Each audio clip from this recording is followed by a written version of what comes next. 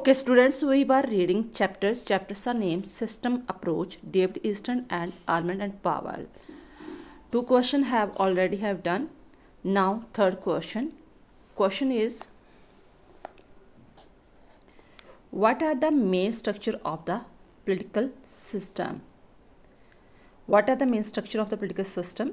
Answer: universality of political structure is an important characteristic of the political system, which means that political system is made of the different structure. According to David Easton, there are three main structure of the political system which provide stability of political system, and these are political community, regime and authority. Question का भाव है ये है कि आप political system के structure से क्या समझते हो कि उसका ढांचा वो किस प्रकार अपना सारा काम करती है। तो डेविड ईस्टन ये मानता है कि पॉलिटिकल जो सिस्टम होता है वो तीन चीज़ों से बनता है। उसमें उसका जो पॉलिटिकल समुदाय है, जो अवेयर है लोग अपनी राजनीतिक समस्याओं से प्रति, उनका रोल क्या है, रेज़मी का रोल क्या है एंड अथॉरिटी का रोल क्या है। इसे बेटर समझने के लिए हम इसे लॉन्ग क्वेश्चन आंसर के अकॉर्डिंग समझेंगे। डेविड ईस्टन ने थ्योरी दी है एक डायग्राम के अकॉर्डिंग कि जो पॉलिटिकल स्ट्रक्चर है वो एक इन्वायरमेंट के बीच में काम करता है, और इस इन्वायरमेंट में जो तीन पिलर है वो काम अच्छी तरह करते हैं। पहला पॉलिटिकल कम्युनिटी, जिसे मतलब अपनी प्रॉब्लम्स सारी पता होती हैं, क्या कौन सी प्रॉब्लम्स हैं हमारी पॉलिटिक्स को लेकर, समाज में लेकर, ठीक है, और उसे कैसे सॉल्व करना है। दूसरा है रेज़मी, जिसे हम इसके बीच में हम कॉन्स्टिट्यूशन को भी इन्वॉल्व कर सकते हैं, और जो हम एमपी एमएलए जो चुनाव करते हैं जिनका, जो सरकारें बनाती है उन्हें भी इन्वॉल्व कर सकती है। और देन आफ्टर अथॉरिटी आ जाती है, ठीक है। तो इसे वन बाय वन हम समझेंगे कि कैसे ये काम करते हैं। फर्स्ट ऑफ ऑल है political community. By political community we mean a group of person. Once again understand, by political community we mean a group of person who by their common pursuit and effort try to resolve their problem and conflicting viewpoints.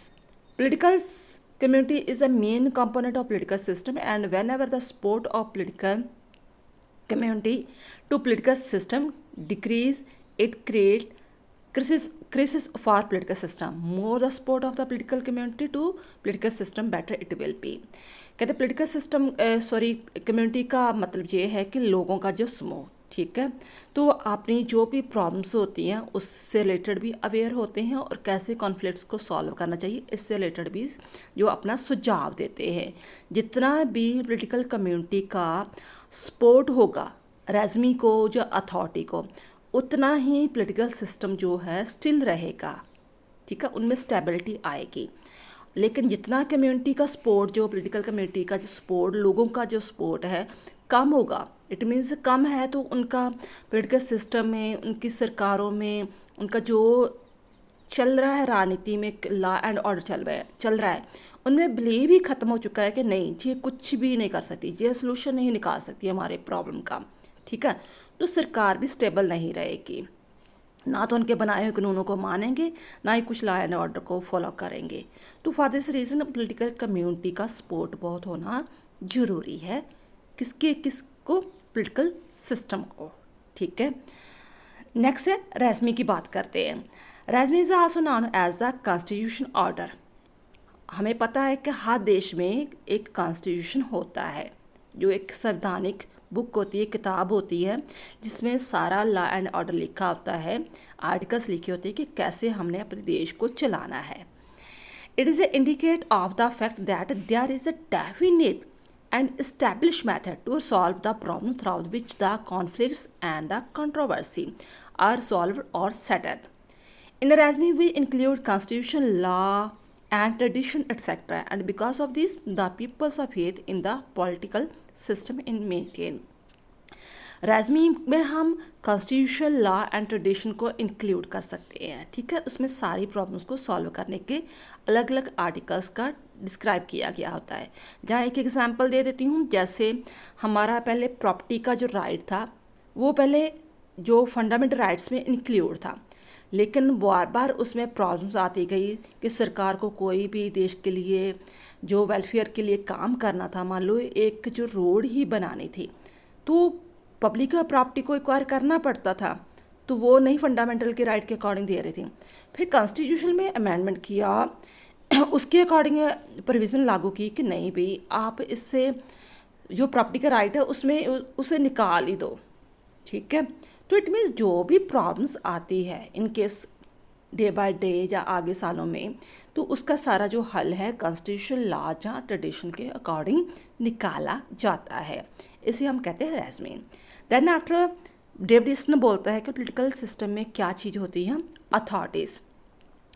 Authorities में हम शामिल करते हैं जितने भी ministers होते हैं, ठीक है, जहाँ हम जितने भी एमपी एमएलए जो है जिनका इलेक्टेड करके हम गवर्नमेंट में भेजते हैं।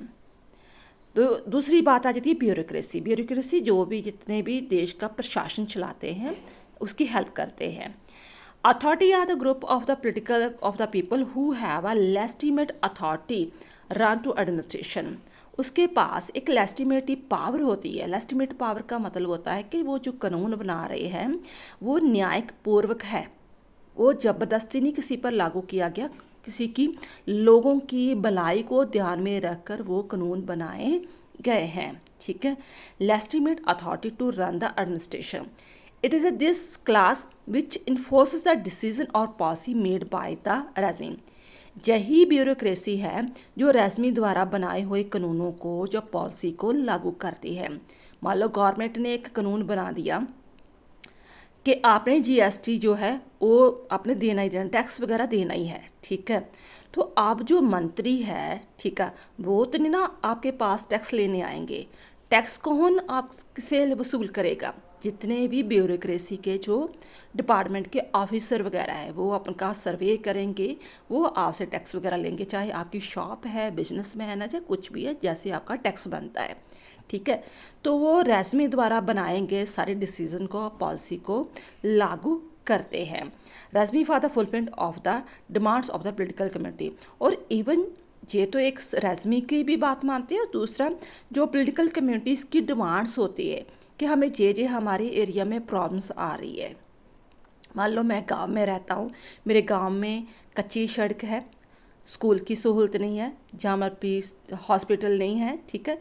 तो जो डिमांड्स है उनसे भी वो जो रैजमी के पास पहुँचाते हैं। Fulfilment of the demands of the political community, sometimes the fulfilment of one demands give birth to new demands. इस लाइन का मतलब ये है कि मान लो कि एक डिमांड पूरी हो गई, लोग कहते हैं कि हमारे एरिया के इर्द गिर्द हॉस्पिटल नहीं है, चलो उन्होंने हॉस्पिटल बना दिया। अब उसके बाद डॉक्टर की डिमांड आ जाएगी, डॉक्टर भी आ गए। उसके बाद मेडिसिन की डिमांड आ जाएगी, मेडिसिन आ गई। फिर अच्छा इन्वायरमेंट नहीं है, ठीक है, कोई डिसिप्लिन नहीं है। एक के बाद एक डिमांड नई नई आती जाएगी। Can the one demand gives the birth to new demands, and in such a situation the authority have to be answerable to the political community and so satisfy the people. In political system this process continue continuously, और political system में ये process लगातार चलता रहता है। I hope आपको much understand हो गया होगा कि पोलिटिकल सिस्टम में यानी कि स्ट्रक्चर ऑफ पोलिटिकल सिस्टम क्या होता है। आप अपने कीप इन माइंड में ये आप डायग्राम भी दिमाग में याद रख लोगे, ठीक है, तो आप क्वेश्चन अटैम्प्ट अच्छी तरह कर सकते हो। और लास्ट में मेरी रिक्वेस्ट है बेटा, प्लीज़ मेरे चैनल में फर्स्ट टाइम आप देख रहे हो तो चैनल को सब्सक्राइब करना, ठीक है। और वीडियो अच्छी लगी है, आपको समझ में आ रहा है तो लाइक करना, और अपने फ्रेंड सर्कल को शेयर ज़रूर करना, क्योंकि हमारे चैनल का मकसद है each one and teach one. Thanks बेटा।